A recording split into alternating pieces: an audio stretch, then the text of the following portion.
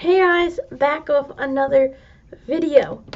And I've been wanting to do this video for a pretty long time, but I've never really thought the right time to do it. But I want to do a video on this driver in particular. And that driver is Pierre Gasly, because he has been through a crazy F1 career, at least so far. And but his future is very unknown because he's not going to be staying at the team he's with right now forever, which is the only team on the grid that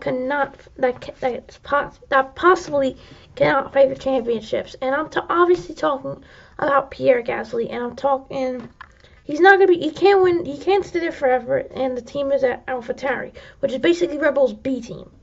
So what is his future? What is Pierre Gasly's future? Well, I thought, why not we go over Pierre Gasly and his future?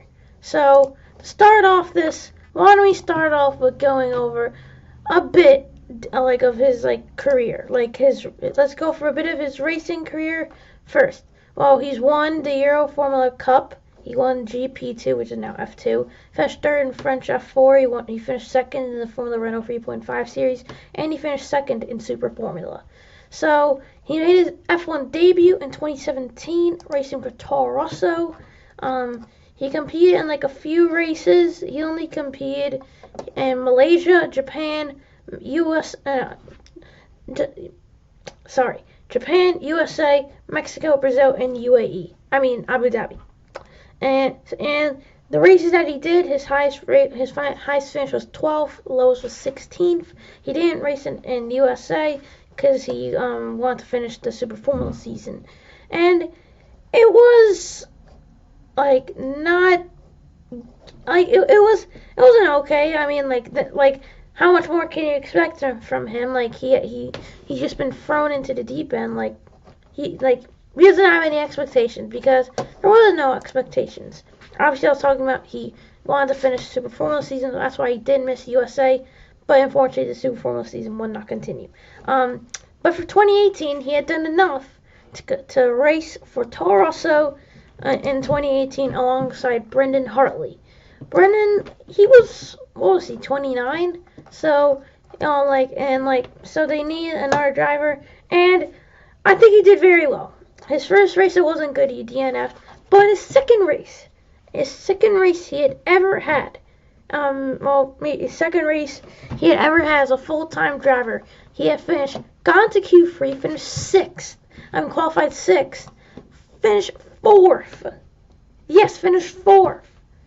Yes, that's crazy, and he finished ahead of both Red Bulls. So, that's incredible. To be fair, both Red Bulls did DNF. So, yeah. But it was a very good season. He would also get points finishes at Canada with a P7, Hungary with a P6, Germany with a P6, Hungary with a P10, Belgium with a P7, Japan with a P8,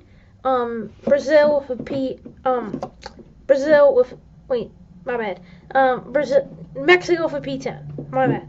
I accidentally made a big mistake. It was Bahrain with a P4, Monaco with a P7, just a bunch of other results. Hungary with a P6, I think, Belgium with a P9, and Mexico with a P10. That's all the ones.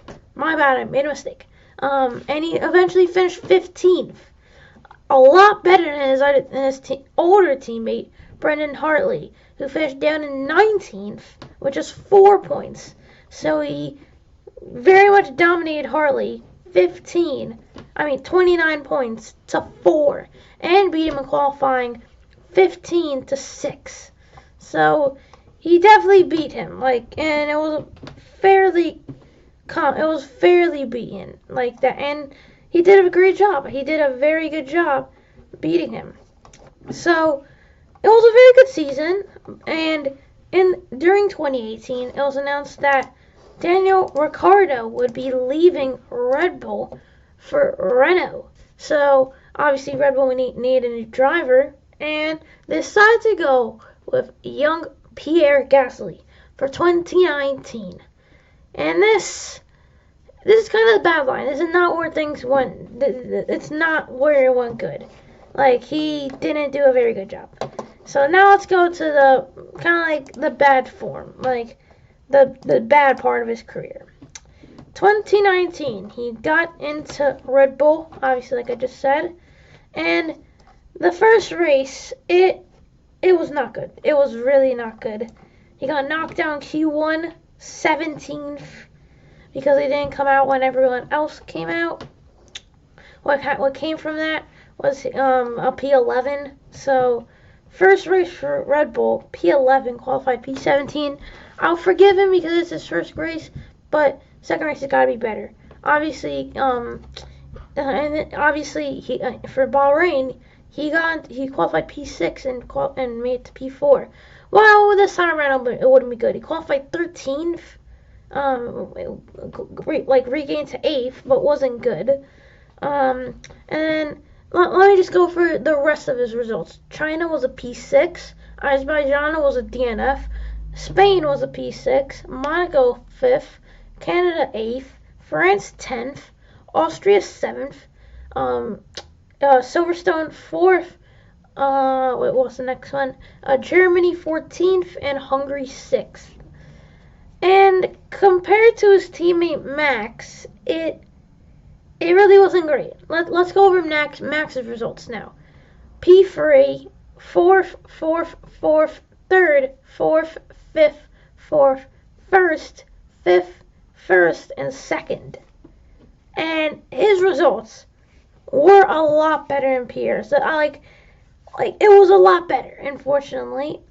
And because of these poor performances by Pierre, he would get dropped. He got dropped from Red Bull. Rookie Alex Albon took his seat, and Pierre Gasly was demoted down to Toro Rosso. Now let's see how he did in his return to Toro Rosso. The results that he got were a P9, a P11, a P8, a P14, a P7, a P9, a P16, a P2, and a P18. Obviously, the big highlight was his first ever podium in F1, where he got a P2 at Brazil. Although he would have gone that if it weren't for the penalty, the Albon Hamilton incident. But it still was something. It was something that was very good. So even if he got never mind. It was a very good result and a very good P2. And he actually did beat Albon by 3 points at the end of the year. So very good, very impressive. For 2020, now Alfa Romeo, he did pretty good. And that's just a stretch. That's not even a stretch. Obviously 2020 COVID happened, so there were only 17 races. Still a good amount though. And his first few results were okay: 7th, 15th, DNF, 7th, 11th, 9th, 8th. But going into Monza, it was expected to be a regular weekend, but after a safety car came out because of Kevin Magnussen DNFing, what happened was safety car. Then what was it like? It was a safety car. Hamilton pitted when he wasn't supposed to. Gets a driver penalty. Leclerc goes into the wall. DNFs also. Then what's next? Then obviously after the safety car ends, Hamilton goes in for his driver penalty. And who's leading at the front? It's Kvyat. But man, oh my God, why did I say that? It's Gasly. Gasly is leading at the front, and a lot ahead of his teammate Kvyat. Sorry, I didn't mean to say that. But so Gasly, he's leading, but Carlos Sainz behind. You would expect him. You would expect Carlos Sainz to easily pass him. No. He stays ahead of Carlos Sainz and is able to get his first ever win in Formula One with a P1. And that really was incredible. The next few races, the next like point scoring finishes, he would get a P9, P6, P5, P6, and P8. Eventually, just getting P10 over Lance Stroll, who finished on the same end results. So very good and amazing. So for 2021, he would be coming in. He finished 10th in 2020. Very good. But for 2021, he did even better. And the 2021 season, although he didn't get a win like last year, he got a P3 at Baku, which was incredible. Very good. He got the P3 at Baku. He was also able to get some other good results to finish P9 overall. So very good season. I'll go through his results in order. P17, that was only because he lost front wing. P7, P10, P10, P6, P3, P7, DNF, P9, P11, P5, P6, P4, DNF, P13, P6, DNF, P4, P7, P11, P6, and P5. Those results were able to get him a 9th place, so one position higher, only 5 points behind Ricciardo, who's in the McLaren, and he almost whitewashed his teammate. So close, 21-1 in qualifying against his rookie teammate Yuki Tsunoda. The only qualifying was in the final race at Abu Dhabi when Yuki Tsunoda got into Q3. He was only able to get into Q2, but it was a very good season. But what's his future now? I mean, for 2022, he's staying with AlphaTauri. Hasn't started maybe that great. It's been okay, but it hasn't been amazing. He's currently sitting P13, 1 point behind his teammate. He DNF'd the first race, P8, P9, and P12. Now going to Miami, what should I expect? I expect that he can do a good race. I mean, he definitely can be very good, but so far it's been okay. And so what's his future? Well, he could go to. He's not going to be staying in AlphaTauri. That's one thing for sure. But what teams can he go to? Well, there's 9 other teams. He could go back to Red Bull, which would probably be the best team that he probably could go to. But to go to Red Bull and be Max's teammate, I don't think that would be great. I mean, he would be in championship category, but he's always going to be that number 2 driver. It's probably to Verstappen. So I wouldn't go to Red Bull. I'm going to go over the rest of the teams. Ferrari, I don't see no way. Even if he could get that, Carlos Sainz has just had a contract extension, 2024. Mick Schumacher would probably take that seat, probably when it comes. So I don't see it happening anytime. Now, there's one team that I do think would be very good. It's a midfield team. It's McLaren. I do think that McLaren would be the best team. But I'll still go through the other teams. I think McLaren would actually probably be the best, because once Ricciardo does retire, when he retires, I think McLaren will be the best team. It will be alongside Lando Norris, and I think that's a very good driver pairing. Gasly Norris would be very good. Mercedes, that's another really interesting one, because if Hamilton would retire soon, again, I think Gasly would probably be the best option. I mean, they don't have any good Mercedes drivers coming up. Maybe when Frederick Vesty comes up, because he's a Mercedes junior. But other than that, Latifi or Albon, definitely not coming up. So I think he would also be a good option when Hamilton retires. Alfa Romeo, I don't see it happening. Bottas and Joe, they have Porcher, who's going to be coming in. I don't see him going to Alfa Romeo. Never. Alpine, now Renault. I think that one also makes very good sense. But the thing is, that's probably not going to happen now, because Alonso's there. When he retires, Piastri will take that seat.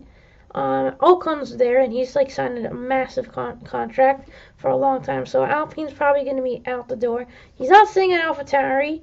So yeah, I already talked about that. Haas now. Haas would be interesting, because they got Kevin Magnussen. They got Mick Schumacher. Now, Mick hasn't started off well. I think that's clear to say. He got 11th, didn't race at Saudi. 14th and 17th. So compared to his teammate, it's not been great. And can he maybe get the seat? Like, can he maybe get that Haas seat? Maybe if Kevin is like wants to retire, then I think that would be a very good team to slot in if it's competitive. And I think that would be a very good team if Mick leaves. I think Mick and Pierre would be a good team. Aston Martin, now that's another close one. Because if Vettel would retire, I think, again, Gasly would be perfect. I mean, they probably would want to go with maybe a better driver. But again, he's free. Like, he's basically going to be a free driver in, like, very soon. And I think that would be a great one. So, but Aston Martin, when would Vettel retire? Maybe this year, next year. I think it would be maybe a good decision. And then Williams. I think Williams might actually I don't think it's the best one, but it's a very good one. He would be probably the team leader. And alongside probably Albon, or we'll see if you're Piastri or someone who's next coming in. I think that would be very good. He would be like the team leader, a slow team, but could like progress and keep on going. I think that wouldn't be so bad. And yeah, so what is the future? I think the best team to go to would be McLaren. But what's the future? I think I might see him maybe in a Mercedes, honestly, maybe. But I'm not sure. I have no idea. Probably the best team would actually be, I think, would be Williams or Haas, because he would be the team leader immediately, because he would be the best driver there, and he would have the team to himself. So what do you guys think of that video? What do you guys think is Pierre Gasly's future? I just went over it, and if you like this video, click the like button, and I will see you guys next time. See ya.